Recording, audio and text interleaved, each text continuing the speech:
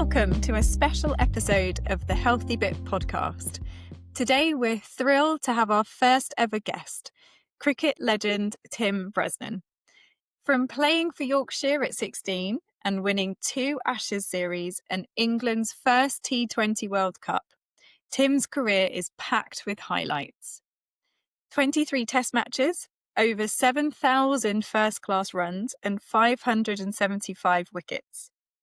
Join us today as we dive into Tim's journey and his approach to staying fit and how elite athletes transition to life off the field. Tim, welcome to the show. Let's start with what got you first into cricket. Yeah, good question. Thanks for having me on, by the way. Looking forward to getting into the conversation. What first got me into cricket? I guess the fact that my dad played at local club cricket. Most of my uncles played at the same club. You know, as kids, me and my brother used to play against, we'd play for the club, but also every Saturday we'd be around the back in the little corner, just, playing with a tennis ball and a bat, and, as kids do, and set stumps. And I absolutely loved it. I used to look forward to every weekend where we could just go and play cricket all day. In the summer, anyway. I think myself and my brother actually were better than all the other kids. It was a little bit obvious. Yeah, we were both sort of drafted into the Yorkshire school system quite early. I was like 7 and Nick was would have been 9. So we were 7 and 9, and I actually played Yorkshire under 11s when I was 7 years old. I was tiny as well. But yeah, we just went all the way through the ranks, and then Nick had a really bad injury at 15,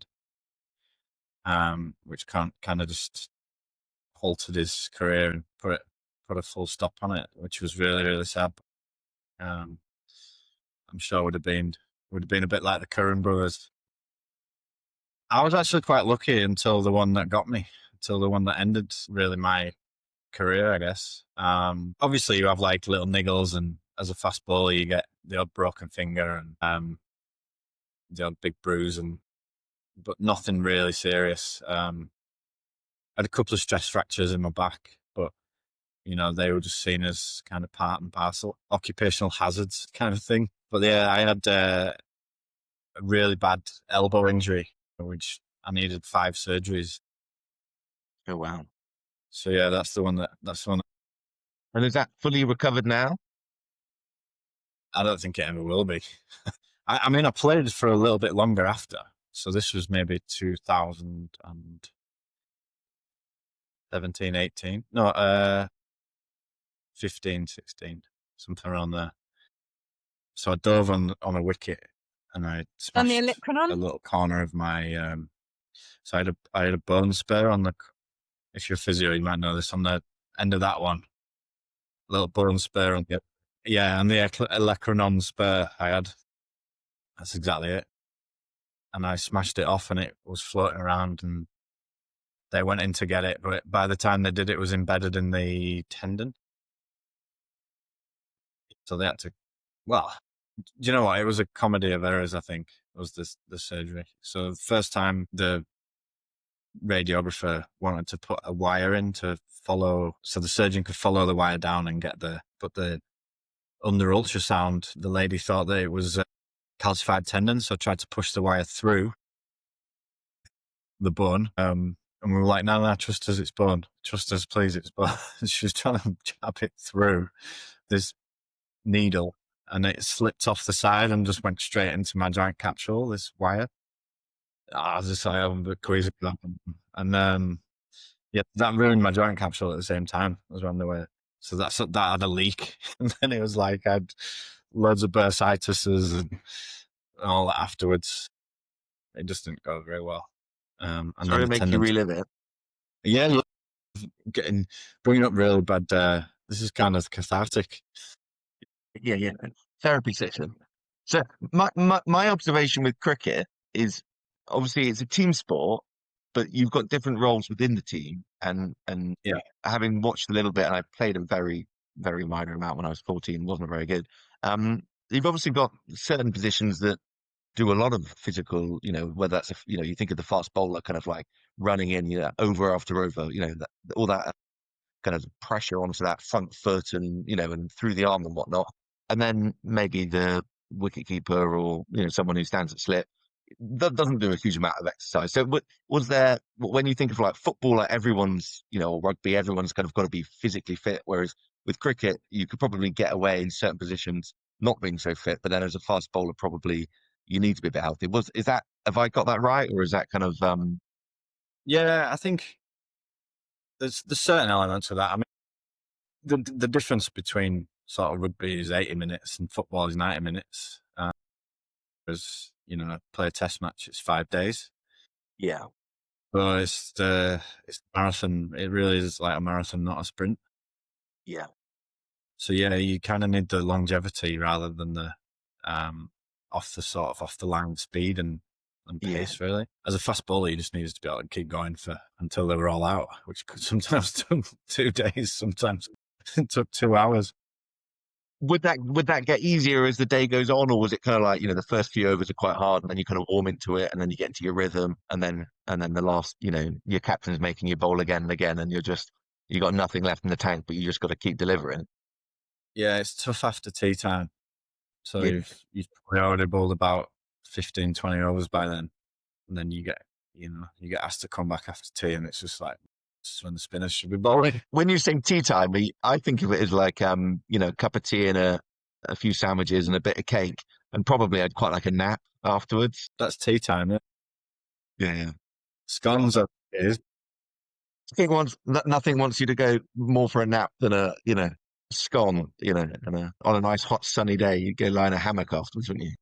Did you struggle with fatigue and you think, I've got to keep going? So what kind of ignites you to go, right, I need to keep pushing on? I think that sort of the team element of it. You didn't want to let your teammates down. You were doing the job for the team, and ultimately that was driving the bigger machine. I was just a little cog. Perhaps not in detail about particular psychology issues, but just in terms of what support's available to you. Yeah, there's a psychologist that travels with pretty much every team now. Sports psychologist, or there'll be different people that dip in and out. So the psychologist will be there pretty much exclusively, and then there'll be maybe people that come in like counselors or life coaches or all sorts of support that you can. It's probably too much in my opinion, because you gets a bit confusing at times. But yeah, we were supported really well with all that stuff. Found it really interesting, like just chatting to the sports psych. It's like, well, they're trying to get a read on what you like and how you feel and stuff like that.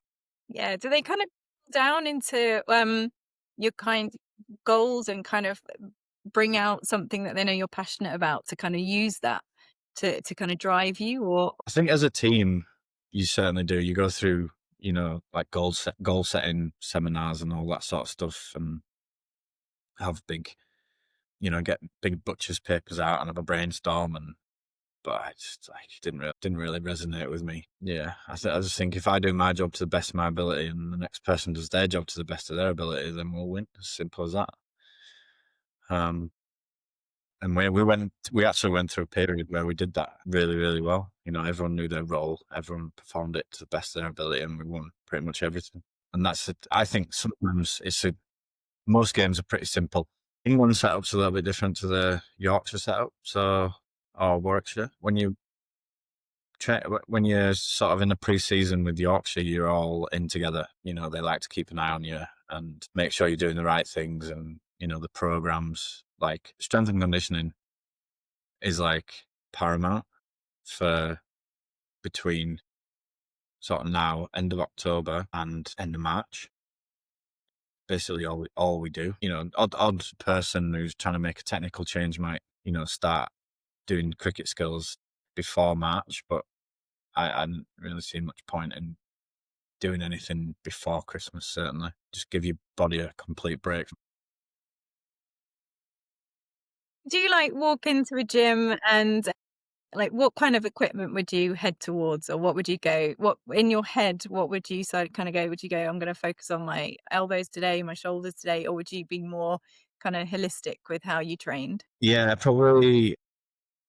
I think the younger guys are more drawn to the squat rack, either the squat rack or the deadlift, or the Olympic bar, let's just say that.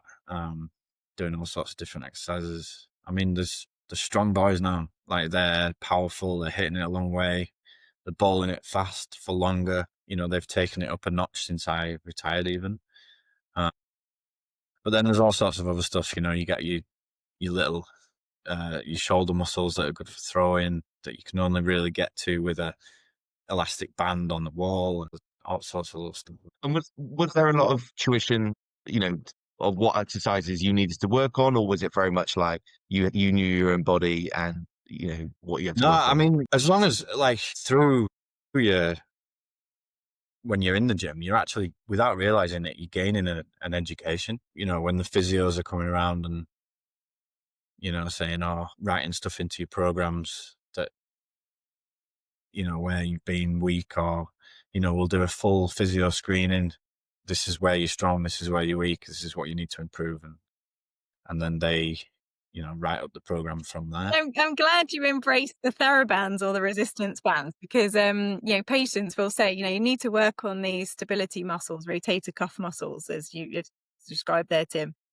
Yeah, I think they're actually more important than, you know, the beach guns, I reckon. No, yeah, we expect we dedicate more time. We dedicated more time to the sort of little stability muscles, sort of, especially around the core, around your, you know, your back and your trunk, and, you know, the little stabilizing muscles that do a lot of the heavy lifting when you're doing a movement, a dynamic movement. You know, we dedicated, I'd say, at least 65% to those ones than we did, you know, the beach weights. Is that like Pilates moves and stuff? Yeah, Pilates. Yeah. What else do we do? There's a lot of yoga, but that's more for stretching than strength. Yeah, I guess the plyo is just the speed of movement, really. The fast explosive. Like I said that cricketers don't really need the fast explosive things, but I guess, you know, they do, like using over a really very short frame of time as like 0.2 of a second, like when you'd need that. I used to do a lot of biking as well, just for the grind, and keep the sort of weight off my ankles and knees, because, you know, they took a pounding during the summer. So in the winter we'd do a lot of biking or cross training, or not even running, rowing. We got some good hills in Yorkshire to ride around. Yes, we do. I really enjoyed it for the time when I was doing it. Like I said, just sort of time off your feet, Yeah. but still giving your fitness beans going and losing weight as well, which was a constant battle for me. But yeah, no, I really, really enjoyed it. Got some massive hills in and around Yorkshire. We have obviously we have the Tour of Yorkshire, and then we had the Tour de France come through here at one point as well. The thing I loved when I watched that was that they obviously in France they've got these lovely sweeping hills that wind themselves up the Alps, or the Pyrenees, and then in Yorkshire they just go straight up the hill. Yeah, straight up the hill. No messing around. No messing around. Yeah. But, and I guess with cycling, it's that kind of, you talked about cricket being like a marathon, not a sprint, and actually, if you go on a multiple bike rides, it's that kind of sustained endurance rather than kind of a quick race, isn't it? So yeah, I can see how that'd be nice. And also it's a good time to just I like cycling. I use it for commuting to work occasionally, and it's nice just for thinking about stuff.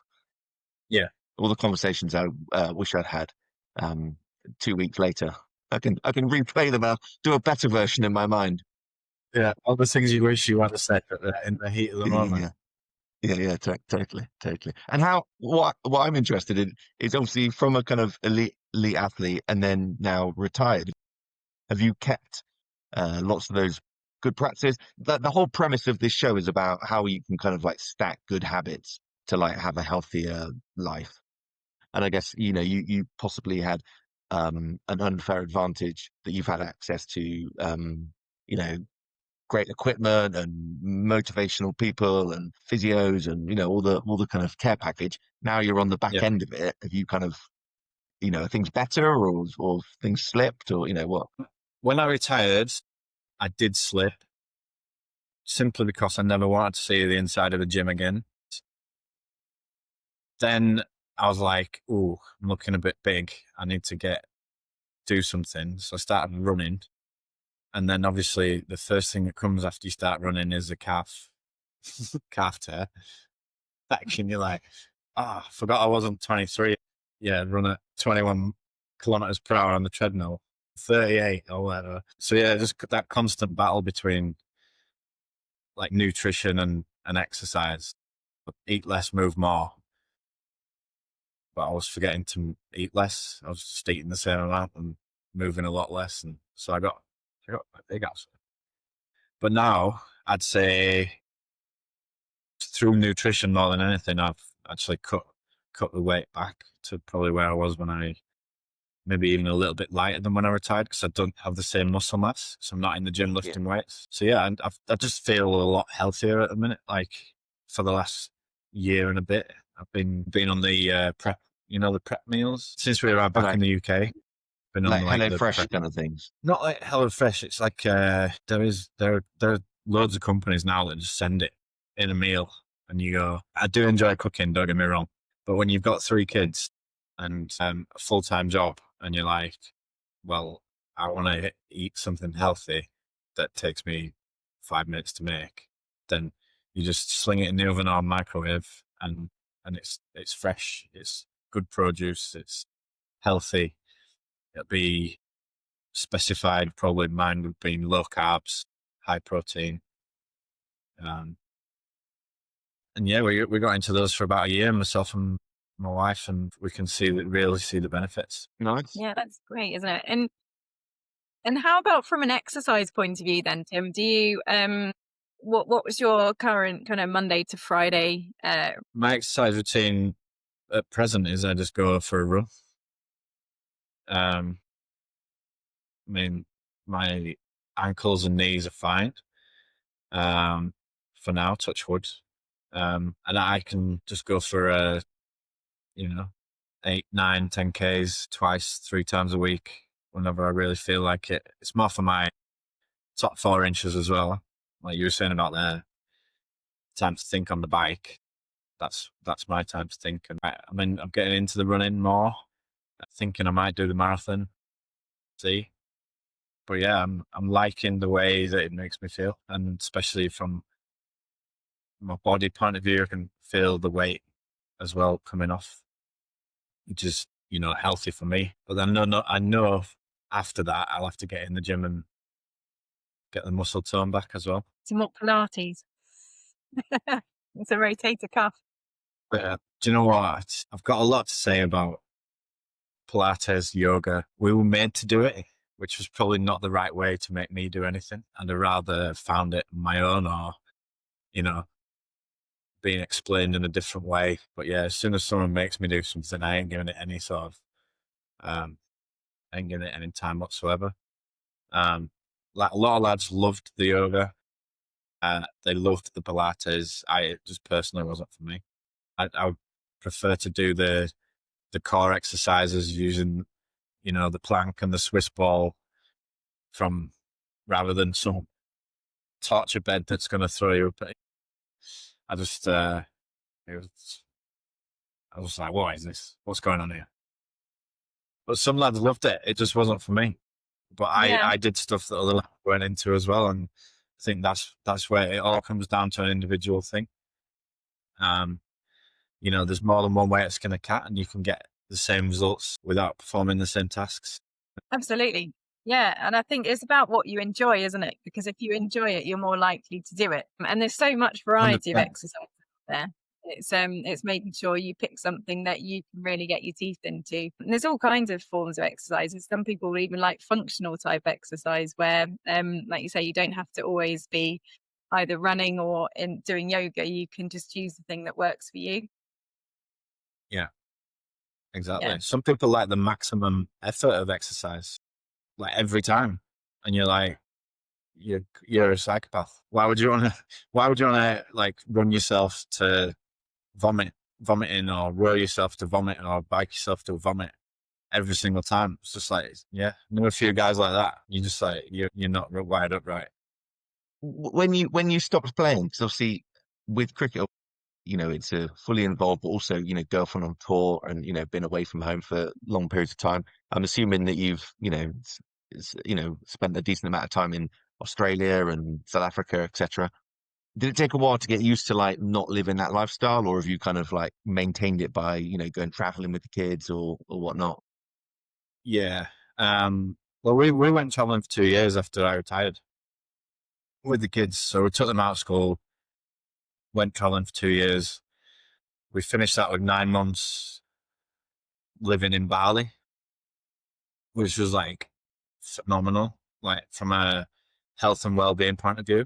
Uh, you know, you're eating food that's been prepared fresh, grown in the country, like probably just down the street. And, you know, it's a jungle, isn't it? So it's like a really good growing environment, and you could just get anything you wanted, reasonably cheap price as well.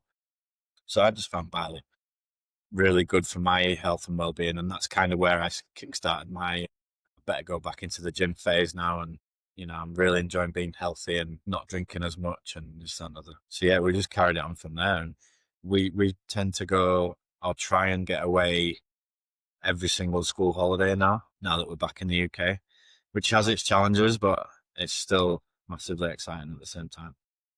Yeah. Do you think, Tim, your children now are a motivation for keeping yourself fit and healthy? Because I know I think probably for me and Henry, I think that's probably a lot of our background to why we want to improve ourselves now in for the next decade or for the few decades ahead. So, what's your kind Yeah. of thought on how to move forward through life? And are you advising your children based on what you know now? What would you tell your children today based on what you know? That's a good question. I'm not sure what I'd say to them, because I know if they're anything like me as a kid, they ain't going to listen anyway. So they have to figure it out for themselves. Yeah. It's true. Yeah, it is. I think it is true.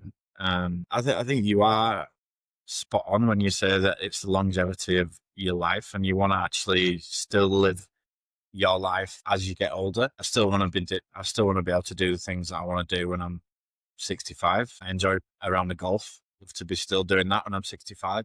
But obviously, I know a lot of people that can't. Um, not not because they're unwilling, it's just because they're not fit enough to be able to do it. And I want to have the flexibility, like in my joints and my muscles, and want to be.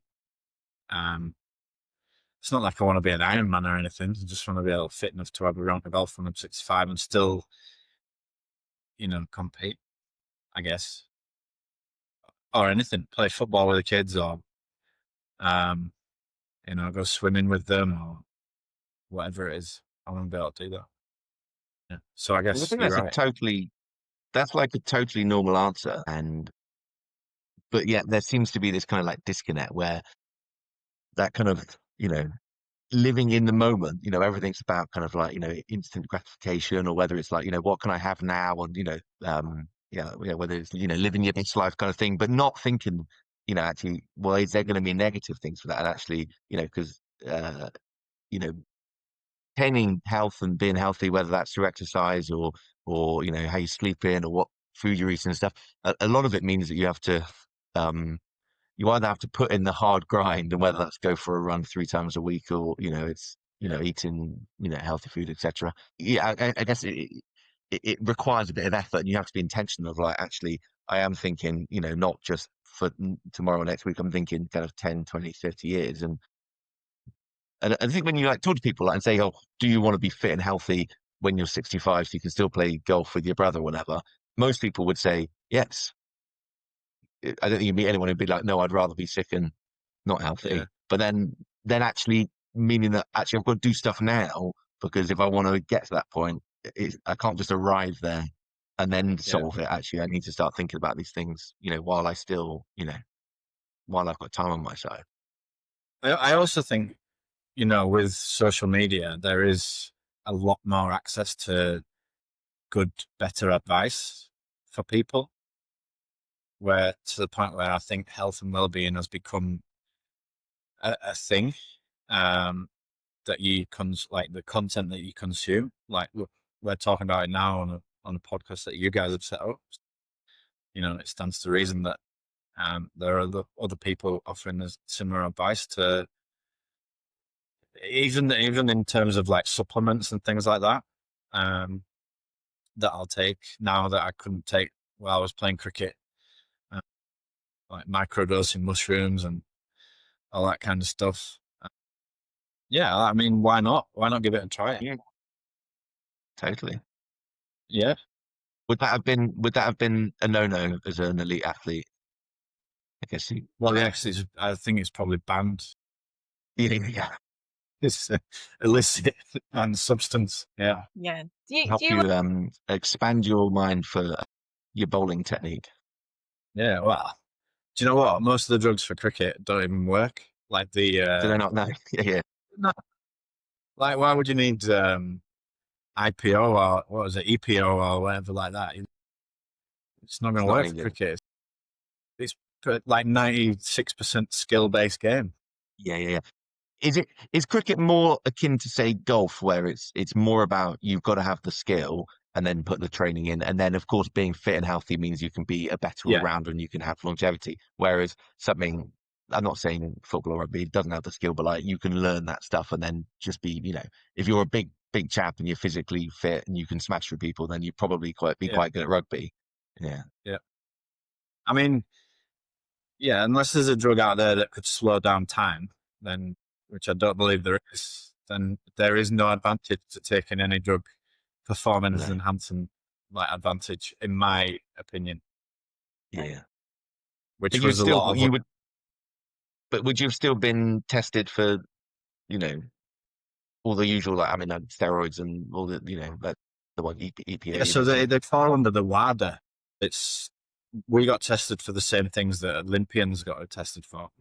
Yeah, okay. So it's the World Anti-Doping Authority, Yeah. which was completely bonkers, because I'm getting tested for the same things that Usain Bolt's getting tested for. I'm like, Yeah. it's just like there's no advantage for me to take anything that he would take, and no advantage for him to take anything that I would take. So Was they like just an added blanche ban on everything performance enhancing. Sudafed, max strength, something inside there that was just a no. You can't have that. There was a list as long as your arm and your leg of stuff that you couldn't take. Even every time you went to the pharmacy, like I feel a bit like a cold, you go in with your app on your phone and you go, right, take a picture of that one, and if it flashed up, you can't have that. You just like, oh, goes, all right then, paracetamol is again. That is one of the downsides. And knowing full well, if you had a dodgy supplement, you were probably going to get caught and banned. It's like yeah, constant stress. fear, the constant fear of supplements and stuff. Whereas to the point where I was just like, nah, I ain't having any of that. No way. Oh, it's just whey protein. Don't care. I'm not taking it. So how would you get your protein in then, Tim? Did you work with a nutritionist to kind of talk about how to get some protein in your food? Yeah, basically it boiled down to a trip to Nando's. More often than not. I mean, cricket's best friend. I think athlete's best friend is Nando's. It's tasty, it's convenient, it's quick, and you get all your protein, all your carbs, and all your everything that you need. I mean, there are other stuff as well. So I'm allergic to eggs, which is like a real big one for breakfast. So obviously you get a protein hit at breakfast time. Most people just go straight down the egg route, whereas I can't do that. So I'm allergic. So it's like, well, what else is there? So it's, I have to have 8 rashers of bacon. Yeah. Is that your breakfast? Yeah. Cream cheese.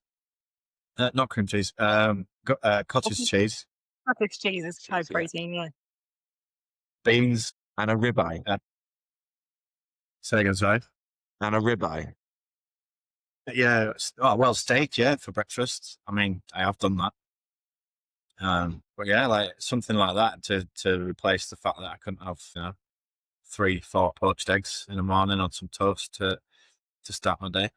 So were you given like guidelines of what you should be eating, or were you cooked for, or how did it work? What was the Absolutely, yeah. Depending what training phase we were in, or whether we're in a playing phase, or most of my training phases were, again, because I struggled with my weight, was a shredding phase, trying to get a bit leaner. So it was steak or chicken breast, a lot of spinach. Oh my god, I got so bored of spinach. Blended spinach on a plate, spinach just because it's spinach. Like you're just like, oh my god, stop making me eat spinach. Yeah, all sorts of other stuff. I had a nutritionist for a little while who was like working one-on-one, and he said, go out, buy a juicer. I'm like, okay. And he just gave me a load of these juice recipes, which were actually really nice, like juices and smoothies and all that kind of stuff, to the point where that was all I was consuming, was juices and smoothies, just to cut weight and get the nutrition I needed. problem I find with juicers is because I had I had a Kenwood juicer, and me and my missus got into it for a little bit. Was all of the well, one, cleaning it was an absolute pain in the ass, but also you created all of this kind of like fodder, because obviously you're just extracting the juice, and now you've got all of this kind of like stuff. So we just used to put it on the compost, but of course then you learn that, like, oh, actually there's good fiber in that, and now you're just taking all the fiber out, and so you've got the juice and you're getting the Just bins, but spread you're it not. So out, then you're like, well, should yeah. we start eating the fodder? So anyway, and then of course you go on the internet and there's a recipe for, like, juice blend falafel ball, and anyway we made them and they were rank. Yeah. So actually, Oh, I gone back more to the NutriBullet smoothie, because actually at least you're getting the whole. Everything in If it, yeah. you put fruit in there, you're getting all of it rather than just the liquid. And they're easier to clean. But anyway, I don't know if I monitored the benefits. What would you say, Hayley? Is it good to keep the fiber in or take it out? well, actually, some of the science is changing to trying to eat just the food whole so that you don't miss out the fiber. Because if you're blending it up, then you actually bypass the whole bowel system and the intestine system to actually break down and extract some of the nutrients out of the food. So there are health benefits to just eating it as it is. But that would have been quite, So just maybe eat the putting your apple. spinach to like your into your pizzas or whatever, rather than trying to always blend it. But maybe doing a mixture of both so you get the benefits from the two. Sometimes the better way to do it. I'm also interested, like Tim now. So do you have physio nowadays, or do you and how much physio did you used to have when you did have physio? So we'd only see the physio if we had an issue, whether that be something that was tight, or an actual bona fide injury, or something that felt like a bona fide injury that probably wasn't. And the physio just, lay down, and you're like, oh yeah, that feels just physio. But we saw a lot of the massage therapists more often than not. It would be that sort of that would be in the routine rather than a trip to the physio. But yeah, obviously I saw a fair share of physios in my time, but yeah, it was more massage and stuff like that for me. Yeah, and did the physios work with quite a lot of prevention, knowing the injuries that you either were susceptible to, especially in cricket with the fast speed, say the endurance side of the sport? Did they used to guide any of your kind of personal trainers or exercise Yeah, trainers to kind of say, right, we need to get this in? yeah. So the S&C would work very closely with the physio on each individual program. So it was like, right, you do your physio screening, then your S&C screening, like, right, they get the rest together. I know, right, this is where he's weak from my point of view. This is where he's weak from your point of view. Let's build something into his program that is going to help him, strengthen these areas for basically injury prevention. That is all S&C is used for, injury prevention, mainly because these are, well, now than when I first started playing, these are all fit young athletes Whereas, you know, when I first started playing, you had a few older guys that were a little bit tubby and overweight. So yeah, nowadays it's all injury prevention. That's all S&C is. Getting you powerful enough, fit enough, and strong enough to do the job for the entire year. That's basically all it is. Yeah, great. And do you remember any of the tests that they used to test you for? Like, was it like how long can you hold a certain weight over your head for, or like what kind of things did they make you do? Yeah, so we had leap test that turned into the yo-yo test. That was more S&C thing. We had vertical jump. That was a power thing. Had there was 6 different vertical jumps with different techniques and one-legged and all that sort of stuff. Then we had sit and reach test. I'm mixing these in, by the way. One's physio, one's S&C. I can't remember which order. There was 1 rep max for squat, bench press. I think there were pull-ups as well, like maximum effort pull-ups, calf raises, maximum effort. Then you had stuff like bridges, so plank, side plank. That was all 3 minutes minimum, but like it was 3 minutes or you failed basically. Then 3 minutes is a long time as well. Could you do 3 minutes now, Tim? I think I probably could, you know. Yeah. Is it Not mostly in your side. head? I think my side would probably go, but I think my core has just got that used to it over the years and that strong that I could probably do it. Yeah. And also, isn't it a lot of it's in your head, isn't it? Knowing that you can So much of it. overcome it. Yeah. That you can just power So through. much of it. And do you feel like because you've kind of pushed your body for a long period of time that you kind of know that you've got that kind of resilience to like, I know I can go faster and longer. Yeah. Whereas me, I would just give up. I'd be like, done enough. I'm not. Mate, you're stronger than that. You're stronger than you think you are. Yeah. Totally. No, I think you're right. Like it was like top 4 inches. I once had a conversation with one of the coaches who he was a player and then he became a coach. And he was one of my good mates. And he was like, he'd not done anything for a couple of years. He'd been coaching and I'm doing the yo-yo test. And he's like, I could still beat you at the yo-yo test. I was like, so? It's like, I could still beat you at the yo-yo test. You're not fit enough. I was like, the test isn't to beat you though, is it? The test is to beat this number that you've written down. And that's the test. Like, if the test was to beat you, I'd beat you. And he's like, no, you won't. I was like, yeah, I would. He's like, you never could back in the day, like when I was fit. I was like, yeah, but the test wasn't to beat you. If the test was to beat you, I'd have done that. And he just couldn't wrap his head around like my mental process instead of his mental process, do you know? Which was a massive learning curve for me, like learning how to deal with him as a coach. It was quite funny. And I said to him, mate, like, you've got this ass backwards. I don't think the way that you think.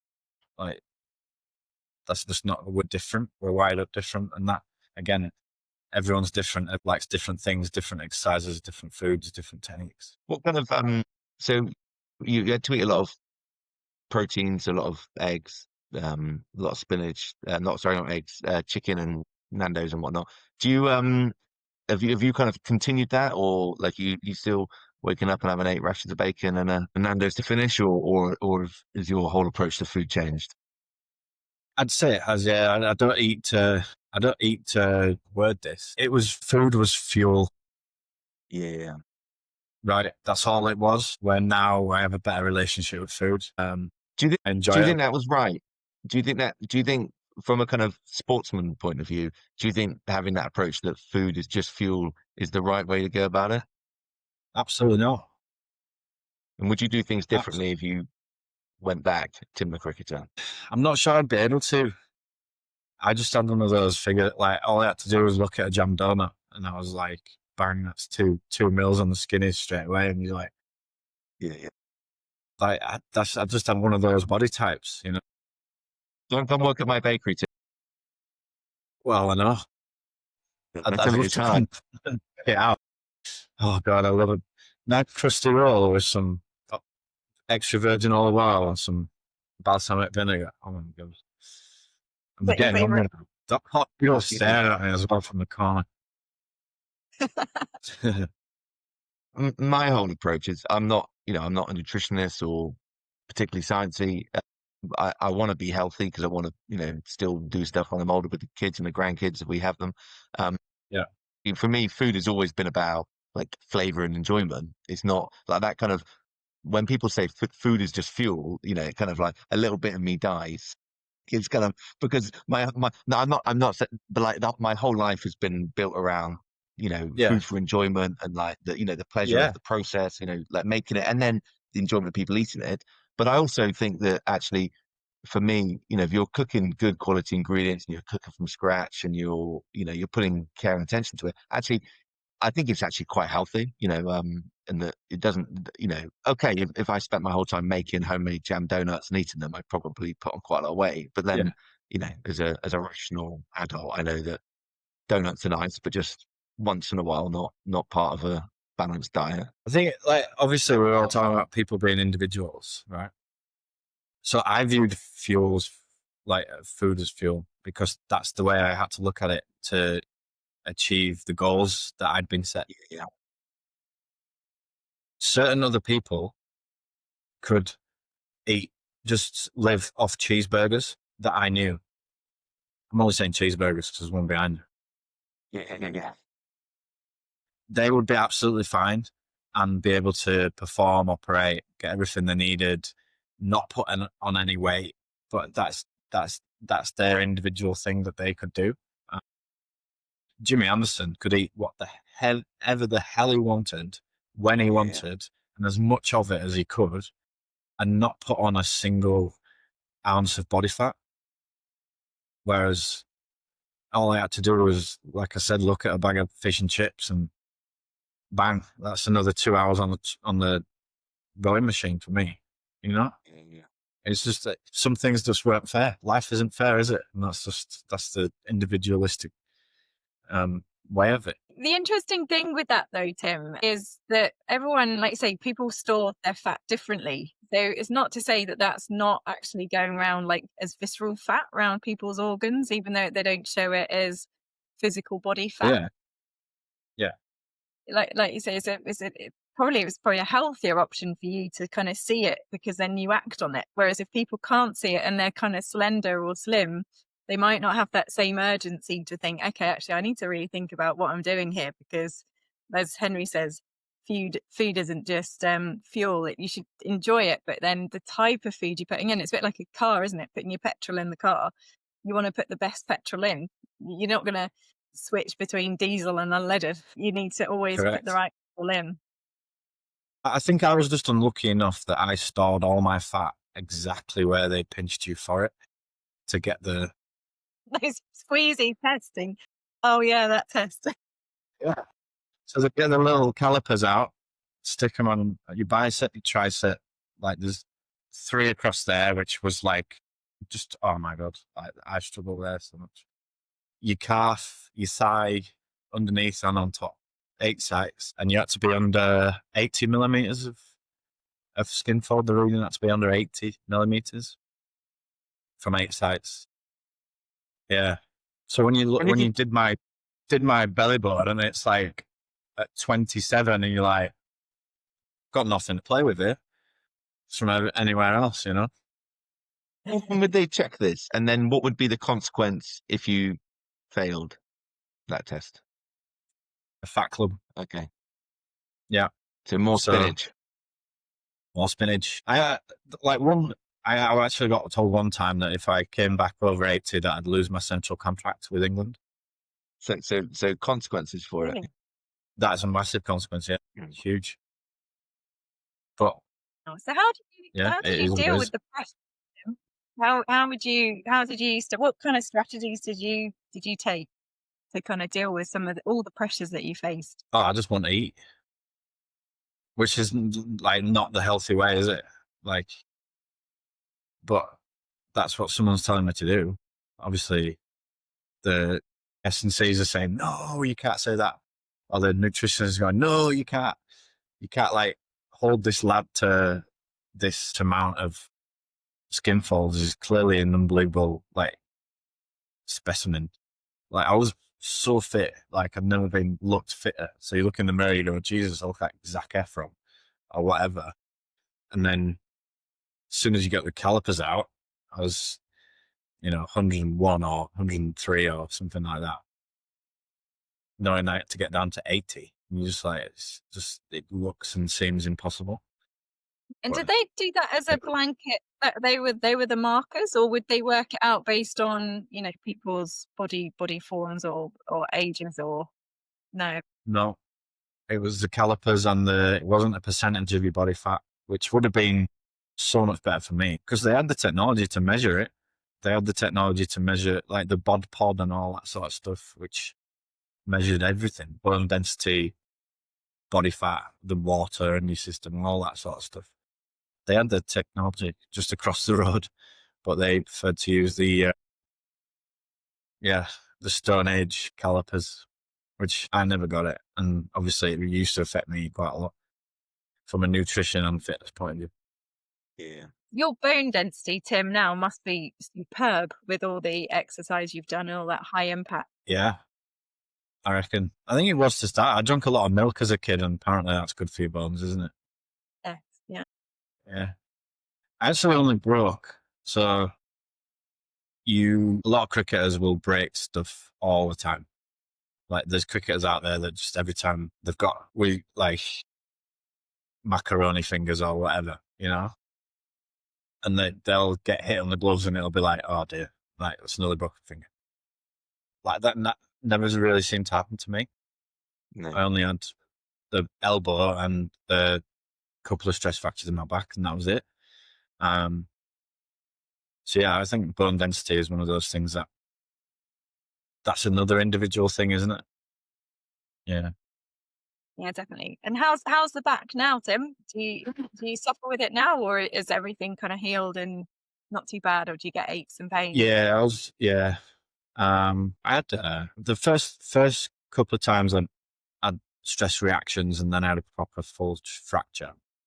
Never needed surgery back there, like on my back.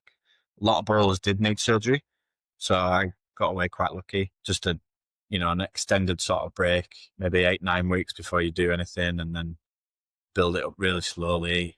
A lot of core exercises, a lot of Swiss ball circles, and all that sort of stuff. Yeah, touch wood, my back's fine. Not really had an issue. Do you do back stretches each morning, or do you just, are you not lucky and you're okay with it because of all your other exercise? I'm fine, sometimes do like I tell you where I struggle. My hip flexors must be something in the way I run or walk or like sleep or lay on the sofa or sit. Maybe sat at the desk most of the time now. But my I struggle with my hip flexors and IT bands as well. Got a massage going. Sometimes give them a rub. Seems to be all right. And then a couple of stretches and then I'm fine. Yeah, you might find it's the sitting. They shorten and tighten your hip flexors with more sitting after what you're used to. Yeah. Well, more standing, wasn't it? Yeah. 5 days in a fit. Yeah.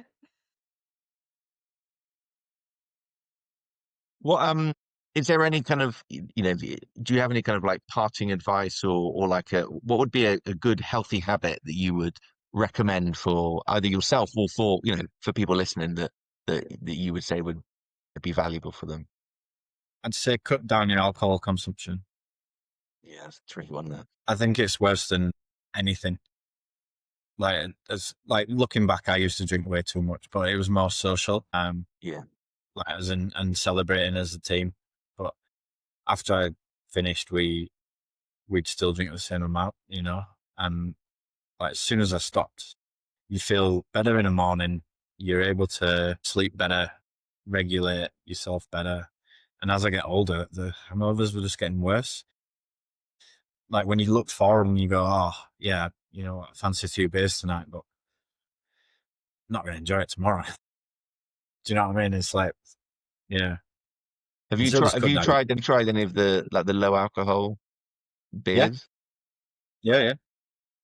There's a big. I'm not a big Guinness drinker, but I love a Guinness, and actually, I'm quite pleased that the zero Guinness is actually pretty good. Yeah, it's not a Guinness. You know, it's not a Guinness. No. Not. But I think because it's got the froth, it kind of because quite often the low alcohol ones can taste a bit thin and a bit missing. I used to make my own beer during lockdown. I got really into making very strong IPAs, and which is quite dangerous when you've. The thing I liked about it is they were tax free because obviously I was just drinking for my own consumption, and you'd make something that's like 6-7%, and it touches the sides, and but then obviously you start building these bad habits maybe in the wrong direction.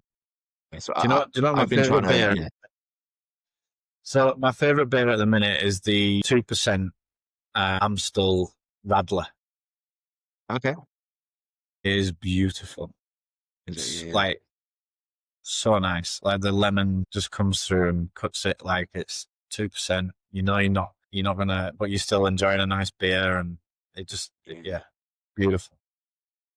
But you can't buy it here. You can't buy it in Spain and Portugal. Okay. Have you there was those the Scottish brewery Brulo. They are low alcohol ones, but they're made really high quality ingredients, and actually when you try them, you get that real nice kind of like hoppy flavors come through. Yeah, they're nice, and they're like I think 0.5%. So Right. so you get the kind of like the ritual of having a beer, but without all the kind of the negative consequences. Because you want to still be social, right? Because that's a big part of our health and well-being at the same time. Like you still want to be social because we're social animals, and that's good for your top 4 inch. But you just don't want the hangover that comes with it. Yeah, do people kind of expect you, Tim, to be a bigger drinker with the kind of background of being a cricketer? Do they kind of, are they quite shocked now when they kind of meet you and think actually he's really into fitness? I don't think so. I think the world is moving forward at the same rate that cricket probably should have done. It got stuck behind other sports for a little while, but it's caught up.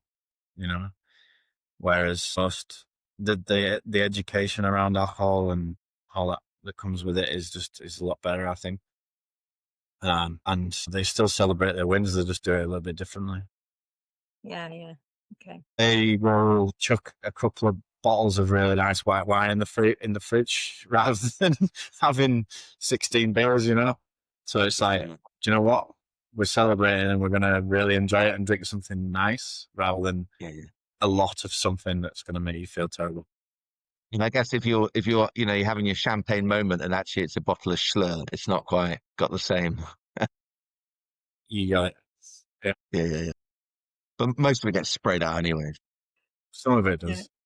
Yeah. And would you ever plunge yourself into any of these ice baths and things like that, Tim? Oh, take that as a no. So, I had not a physical altercation, but it was close with the S&C or one of the coaches over ice baths, and I was like, "You can't prove that does anything for me. I just want to go home and sleep. I'm not getting in there. It's already cold outside. I don't want to get in a bath of ice cold water." And they were like, "No, it's good for you physiological." I was like, "Prove it. Show me where it says that." Because my argument was, you can't prove that makes me better in my body better. But I know for a fact that it's going to put me in filthy nick mentally, being made to do something I don't want to do. So that was my argument. Yeah. So I always refused ice baths. They weren't for me. But again, other people really, really enjoyed them and got into them. I must say though, since I've retired, I have gone to a whatever ice bath facility, but I mainly go for the sauna. It's quiet. Yeah. So I've built a sauna in my shed. It was a bit of a summer project. My wife had a big long list of things that needed to be done. The sauna wasn't one of them, but I've now built the sauna. Now I'm spending a lot of time in it, but at the moment I just I've got like the hose pipe and I just use that as a kind of and just to like cool down. But I've been thinking about do I put an ice bath in? And don't know. I've Well, been in them without going in the sauna, and they're not very enjoyable. yeah, like a plunge pool after a sauna, I can get on with that. That's absolutely fine, right? When it's 10 degrees outside and you're coming in and you're cold anyway, go and sit in that bath full of ice for me. No, Yeah. no Yeah. interest whatsoever. I'm on you with that one. But I assume you kind of valued sleep, I get the impression, because sleep's really important for recovery and healing, isn't it? Really important. Yeah, really important. Yeah, I mean, we used to sleep a lot during the game just to get that recovery in. Like if we say you're bowling over 2 days and you bowl them out like just before lunch on day 2, it was quite common for us to sleep all afternoon while the lads were out there grinding and batting them. So we'd have a big lunch. You'd sit in the room in the lights. You'd still have the TV on, so you knew what was going on, and the guys knew to come and wake you up if anything happened in the game and you needed to, put your pads on or anything. But yeah, we'd dim the lights, put a bit of sleep spray out, and just make it a really comfortable environment to get that recovery. I viewed sleep more important than anything. Yeah. Even though when you woke up and you're like, oh my God, I'm so stiff, and you can't, you've been laid still for a while. You're like, you can't get going again. But yeah, those are just the moments you have to get through. Would you do much of a warm up, but just again before you go back out? Yeah, you'd have to get yourself going again, definitely. Just, I guess, hot bath. So after wake up from a sleep, if you got time, jump in a hot bath. That was my favorite thing, just to get your muscles going, and then you jog about for a bit and maybe get over the ladders in the changing rooms, hit a few balls if you've got time, and then go out and back. But hopefully the lads made it through until the end of play before you had to do anything, and you could just sit there and snooze all afternoon. Yeah. And then go home and have a nice meal and then go to bed. So you must have had it where you've been bowling, relentlessly, day and a half, whatever, and then the batters go out and then they, you get that top order collapse, and then suddenly, Yeah, because you were like a kind of middle order, weren't you? Kind of. Yeah, so about between 6 and 8, probably. Yeah. And then suddenly you find yourself far too many times. So you bowl for, they'd get 500 and plenty, and you'd be out there 140 overs, and then you'd go, oh, finally, like we're off the park. Like, what a feeling. You'd sit down for 20 minutes, have a bite to eat, and then you'd just be getting comfy in your little sleeping pods, and now you got to go put your pads on. You're like, because and is that where the kind of the mental, because if that happened to me, I would be feeling kind of like a bit peed off, and and I'd get over it, but it would take me a little while. Would you try and get out into the middle of the pitch over it, or would you still be a little bit, kind of pissed off and seething, facing that first ball? You'd obviously try and do the best for the team. Yeah, of course. If you think so, that in cricket, that situation would have a bit of a silver lining, right? Because we've done 140 overs, and then we're, I don't know, say 90 for 5 or something. That's pretty heavy collapse, right? You knew you weren't getting past the follow on. So even though you'd done 140 overs, you knew you only really had to do it once. So it's Oh, I see. You're like, oh, I don't need to bowl again. Yeah. Well, We're going to lose this. Let's lose it quickly. Well, exactly. Quick game's a good game, isn't it? Unless you've been out there for, you've done 500, but there's nothing worse than having to back that up with another 20 over spell on day 4 and 5. So if the batters absolutely stuff it, then they kind of, you only have to do it once. From a punt, because the thing I love about cricket is that there was a team sport. It's like a team sport with like little individual battles. And and there's those moments when it's either the Ben Stokes is out there and he's whacking them for 6, and he's building, or it's you're out there bowling and you're putting pressure on, and it's like changing that changing the momentum of the game. a lot of that really exciting stuff happens. In my opinion, on that last day when everyone's knackered and they probably want it Yeah. to be over. Did you live and love those moments, or did it just feel like going through the motions? Yeah, the sort of the runs on day, like last session day 5 or like Champo last session day 4 are the best ones. They're the best ones to be involved in, because you've worked so hard to achieve something, and you couldn't have put any more in to getting the result that you want. And going into the game, that you knew that could have been the only way that you could have won was being the last session of day 4. So you've got to put all that hard work in 4 days worth or 5 days worth, and it's like it's a sense of achievement when you get a win after that. Yeah, definitely. That. And did you do much to wind down as well? Well, how would you come down from that, Tim? How did you deal with it? Yeah, I mean, like, I don't know, like golf course, or traveling, or just a day. Sometimes I just enjoyed a day of crap TV, morning TV. Just something, anything to switch off from. Yeah, just like life in general. Anything away from the game is you are actually switching off from the game. Normality I again. mean, some people are on constantly, like they can't switch off, which is tough, but I never really found that difficult. Like my wife didn't know the first thing about cricket, which was brilliant. Yeah. Because she'd never asked me about it when I got home.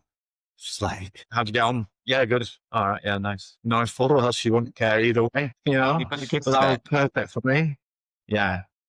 It's worse when you speak to people, or someone phones you up, like say your parents phone you up, your dad's talking to you about, why did you come round the wicket at so and so? You're just like no, I'm switched off, like it's not interested kind of thing. Yeah. Well, So yeah, I never really found it difficult switching off. Well, thank you so much for your time, Tim. It's been so interesting hearing a bit of your story, and hearing about all the kind of your approach to food and health and whatnot, and I'm definitely gonna look at my alcohol consumption and see whether there's anywhere that I can cut a bit out, because it's definitely a vice of mine. Awesome. And thank you for talking about the physio side, because that's a very rare side that we often hear about. Thank you for sharing a bit at the beginning about your injuries. I know that was tough to talk about, but we appreciate your time and telling us about your training program, because I'm sure everyone's found that extremely interesting to hear. Any last words for us, Tim, for anyone listening about how to be good at cricket, or any top tips? Oh, how to be good at cricket. I think it stems from enjoyment of it, really. Anything that you want to get good at stems from the enjoyment of it, in my opinion. You have to really enjoy it, and then just, have fun. Just have fun playing it and enjoying it. And then, if it develops into a career, then great. But still enjoy it, because sometimes I went through a period where it's like, oh, shit, this has become more than a hobby now. It's become more than something that I really enjoy. It's actually become a way of paying the bills, which is a lot of pressure and a different sort of mindset that you need to wrap your head around. Yeah. So just keep enjoying it. Whatever you do, just enjoy it. Brilliant, wise words. Thank you, Tim. Thank you so much. We've thoroughly enjoyed it. Thank you again. No worries. Thank you very much.